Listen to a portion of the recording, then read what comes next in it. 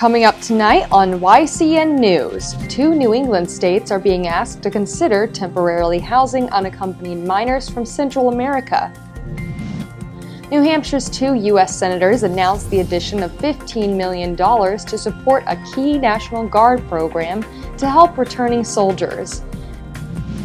And a woman begins serving a 25 years to life sentence after pleading guilty in Newport District Court to 2 felonies involving child abuse. For more news, weather, and sports, it's time for YCN, your local view. Now, your daily digest of the Dartmouth Lake Sunapee region, southern Vermont, and Windsor County. News, sports, weather, and all that is happening in our area. The news on YCN, your local view. Good evening, and welcome to this Friday edition of YCN News. I'm Rose Spillman. We start today with a report of a downtown city fire. This afternoon, firefighters and Claremont police rushed to a scene of flames on Pleasant Street in the downtown of the city. Sometime around 1:30 p.m., a black SUV parked outside the War Room, a military surplus store, became engulfed in flames around the front seat. A nearby fire extinguisher was used to quickly put out the flames before it could spread. The SUV was empty at the time, and it is unknown as to what caused the fire. A national story could have regional implications. At this time, only 2 New England states are being asked to consider temporarily housing unaccompanied minors from Central America. Over the last several months, almost 60,000 children traveling without adult supervision have fled violence in Honduras, Guatemala, and El Salvador and escaped to Mexico, later to cross into the United States. Vermont Governor Peter Shumlin and Massachusetts Governor Deval Patrick are each considering how best to help the plight of the undocumented minors. Each governor was separately contacted by White House officials. No firm arrangements have been made by either state as of this afternoon, yet the situation continues to unfold.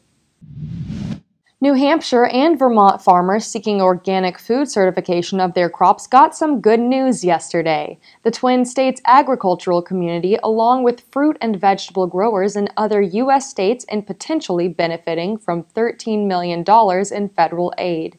Consumer demand for organic products is increasing, says U.S. Secretary of Agriculture Tom Vilsack. It can be costly for producers at small farms to become certified organic. With the money from the Farm Bill, organic certification will be more accessible.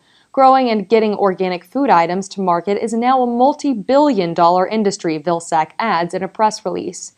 Helping this agribusiness sector grow helps the U.S. economy grow, and with that, jobs. Money for organic certification assistance will come from 2 programs within the Agricultural Marketing Service.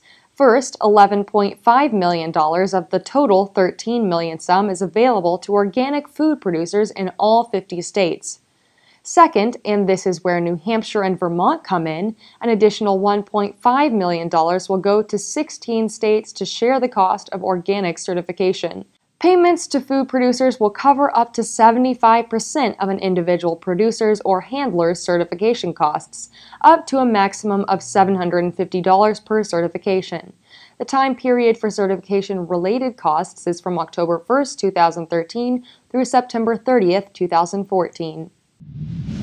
New Hampshire's 2 U.S. senators announced the addition of $15 million to support a key National Guard program to help returning soldiers. Senators Jean Shaheen and Kelly Ayotte say in a press release that the money will support the Yellow Ribbon Reintegration Program. The money will help soldiers deploying to war or military duty along with their families who provide the backbone of assistance and encouragement for soldiers on active military duty. Money will be included in the Federal Department of Defense base budget request.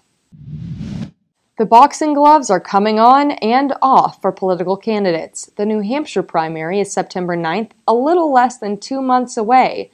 The New Hampshire Republican Party, through its party headquarters, is accusing Democrat and Governor Maggie Hassan of accepting improper campaign contributions. Hassan fired back today, issuing a press release saying she welcomes State Attorney General Joseph Foster's review on this matter. At issue is the timing of contributions to Hassan's re-election campaign. Foster is asked by Hassan's campaign manager Mark Goldberg to ensure money received before the governor filed for re-election were properly recorded. Goldberg says on behalf of the campaign that he is confident all contributions are in line with past precedent under state law. Welcome back to YCN News. I'm Rose Spillman. In Newport District Court yesterday, at the close of a hearing, a 26-year-old woman began serving a 25 years to life sentence after pleading guilty to 2 felonies involving child abuse.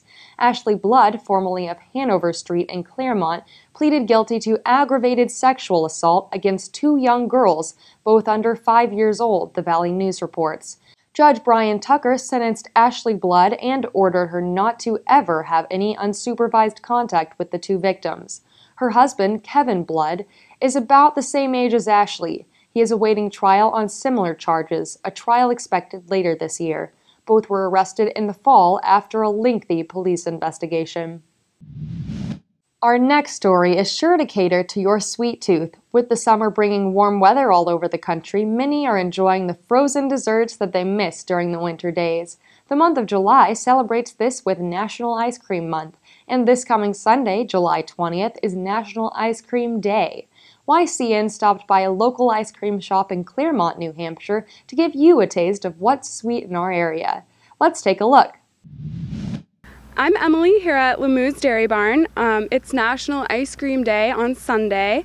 Our 2 favorite sundaes here are the Sapugget Sundae, which is the Maine maple walnut ice cream with some local New Hampshire maple syrup, and then whipped cream and walnuts, which is really popular. And the other one is a s'more sundae, which is our Graham Central Station ice cream. It's graham cracker ice cream with like graham cracker swirl, super good with marshmallow and hot fudge topping, and then as well as the whipped cream. Come by on Sunday and get a sundae from Lemoo's Dairy Barn. See you there! Lemoo's is a great place for the family to stop by and celebrate with a variety of ice cream flavors and specialty sundaes. They're located on Ainsworth Road in Claremont, and they will be open this weekend between 1 and 9 p.m. So if you need an excuse to get a sweet treat this weekend, National Ice Cream Day is the perfect chance for all to enjoy something delicious.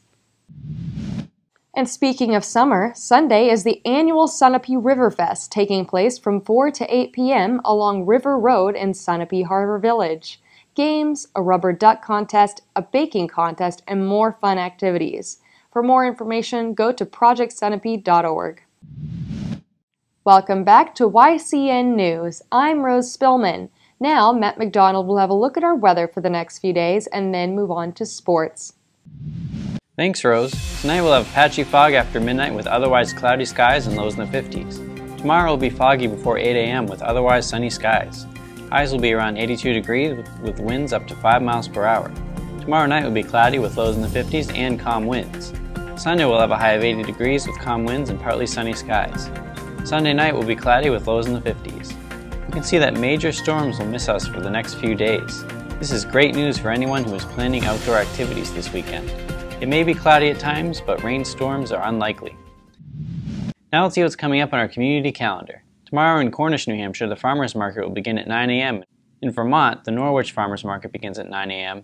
and the Mount Tom Farmers Market in Woodstock begins at 9:30 a.m. The St. James Episcopal Church in Woodstock is holding a community outreach barbecue from 11:30 a.m. to 2 p.m. Saturday. Remember, you can submit local events from your community by sending them to news@ycnnow.com. Turning to sports, we have a special story tonight involving last night's Fisher Cats game. Here's Greg Ukren with more.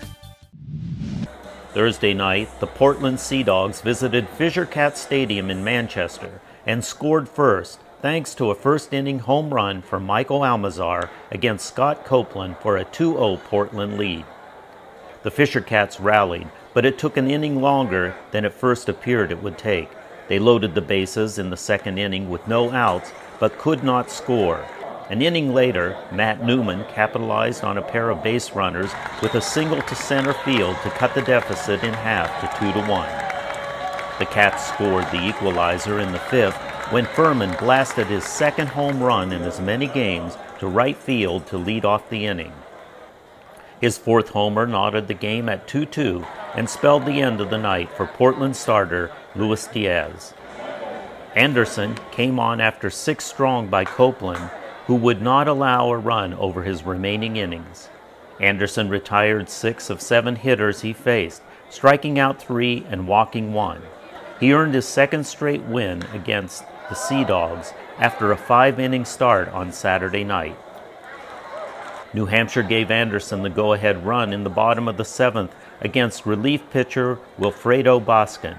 Dalton Pompey doubled and then scored on a ground ball error at first base off the bat of Derek Chung for a 3-2 Fisher Cats lead. And this nifty heads-up double play helped save the evening for the Fisher Cats.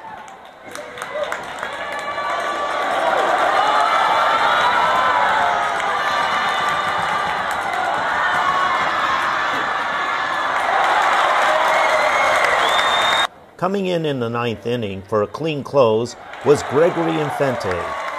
This win comes as the Fisher Cats opened an 8-game homestand to begin the final 46-game stretch in their 2014 regular season. Reporting from Manchester, I'm Greg Uchrin for YCN News.